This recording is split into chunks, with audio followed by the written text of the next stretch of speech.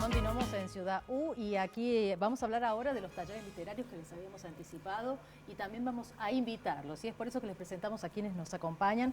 Fabio Martínez, quien es egresado de la Facultad de Ciencias de la Comunicación, ¿no? Sí, así es. Bueno, Mariela Laudecina, poeta. Y también nos acompaña David Bolov, que es escritor y egresado de la Facultad de Artes. No, de la Escuela de Letras. La Escuela de Letras, Filosofía. perdón. Bien, Sí, sí, bueno, sí. bienvenidos y queremos que nos cuenten un poquito de qué se trata toda esta movida de talleres literarios, ¿no? En Córdoba. ¿Quién arranca? Bueno, a ver, introduzco. Sí. Introduzco el tema. Dale. Sí, tome la pluma. Creo que Córdoba tiene una tradición muy larga de talleres literarios, algo que se empezó a gestar al fines de la década del 80, del 90, con algunas escritoras que hoy son referentes de la literatura argentina, como Latera Andrueto, como Lilia Lardone, que también abrieron ese espacio para la necesidad que había acá de expresarse y de expresarse de manera literaria. Incluso hay varias publicaciones de ellas acerca de cómo construir un taller, cómo llevarlo a diferentes espacios, al club, al aula, a la universidad.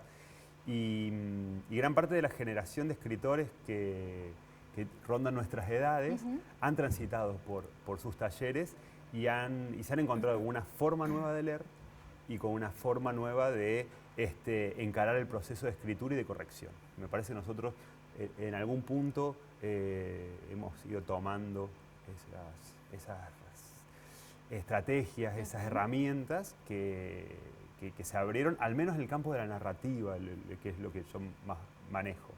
Y después, bueno, hubo una especie de diversificación del campo y varios empezamos a ir a talleres o a dar talleres. ¿Y bueno, para quién está destinado? Y los talleres son para el que tenga ganas... Que se anime. Que se anime. Yo siempre digo que para mí, ¿no? Cualquiera puede escribir. Es decir, nosotros llegamos a la casa a la noche y contamos historias, digamos, desde siempre fue así. Es como que la narración es innata al ser humano. Yo siempre digo que tiene ganas realmente puede escribir. El tema es que tenga tiempo, que tenga el espacio y que después también tenga el trabajo, porque también yo digo escribir es comunicar. Si yo te comunico algo a vos, y eso tiene que llegar de alguna manera de la forma más clara posible. Y para eso hace falta trabajo también. Claro. Entonces, de alguna manera los talleres vienen a querer cubrir eso, es decir, un espacio, un tiempo, para que el que tenga ganas se acerque y pueda contar todas las historias que tenemos dentro nuestro.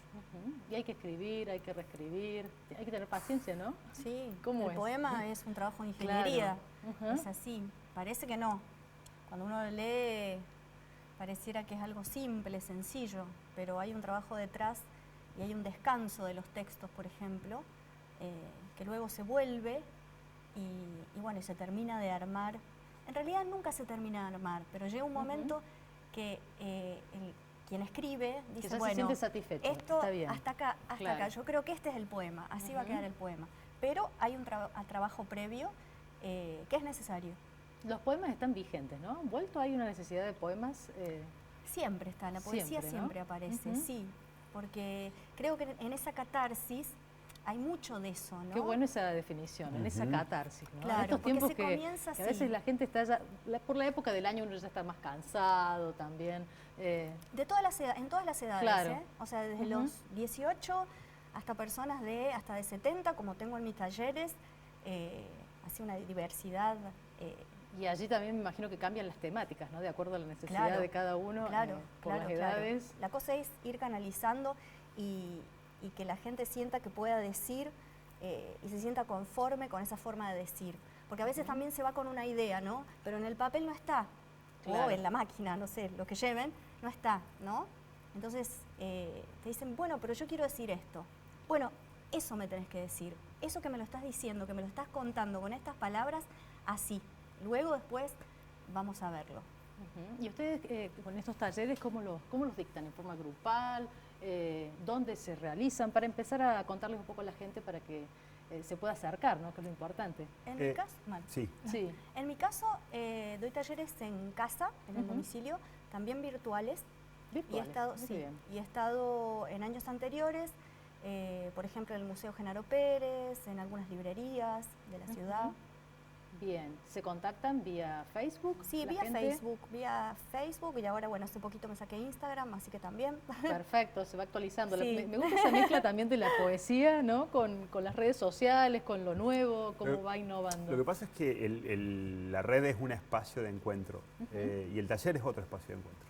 Por ahí, algo que recién decía Fabio, que comparto a la hora de pensar cómo se organizan los grupos, es que hay una voluntad de decir, pero por ahí el tiempo que se le dedica a la forma en la cual se va a decir es poco y el taller obliga a encontrarlo. Hay gente que escribe solamente en el taller. Exacto. Y encuentra en ese lugar un momento en el cual se hace cargo de sus palabras.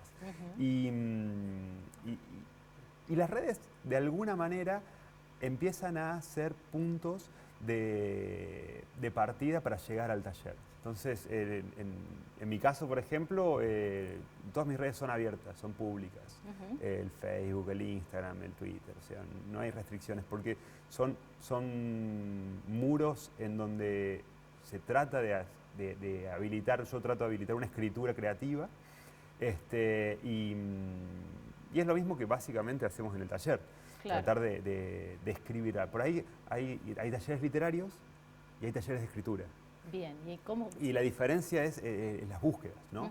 De alguna manera quien va a un taller literario tiene una voluntad de que el relato, el poema, lo que escribe, la novela, la obra de teatro, trascienda las fronteras del grupo o de quienes serían unos lectores inmediatos. Y está trabajando con una materia artística. Pero los talleres de escritura no necesariamente. Claro, pero no necesariamente se quiere siempre eso. Hay gente que quiere contar lo que siente, lo que piensa y es muy difícil traspasarlo. O sea, la frontera que va entre la cabeza y la mano que escribe.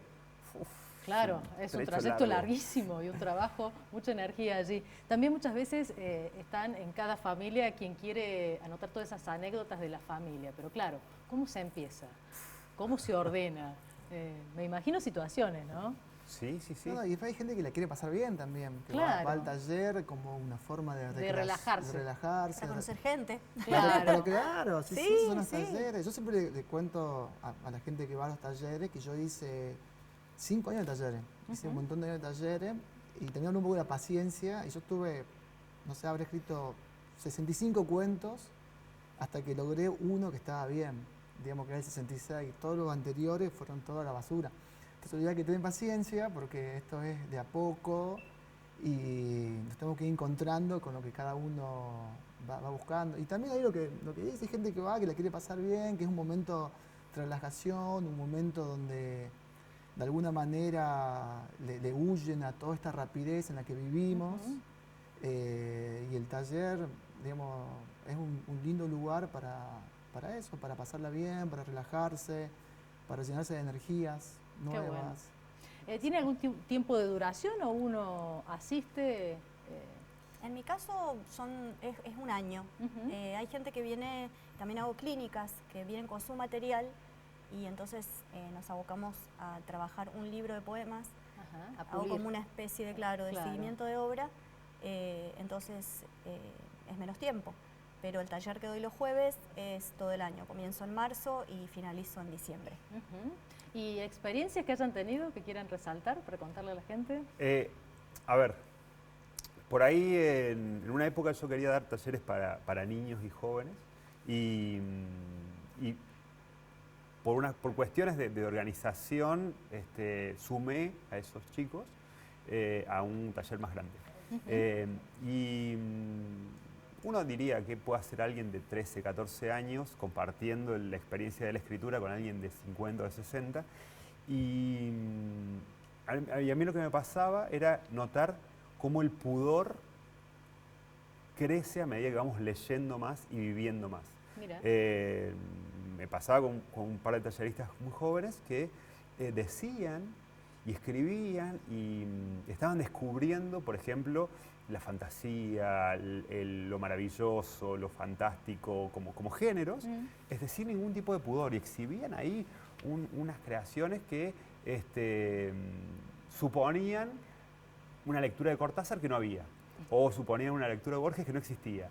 En cambio, en el adulto pasaba eso, que nos volvemos más pudorosos, no queremos repetir historias que ya leímos. Claro. Entonces, bueno, me pasaba eso.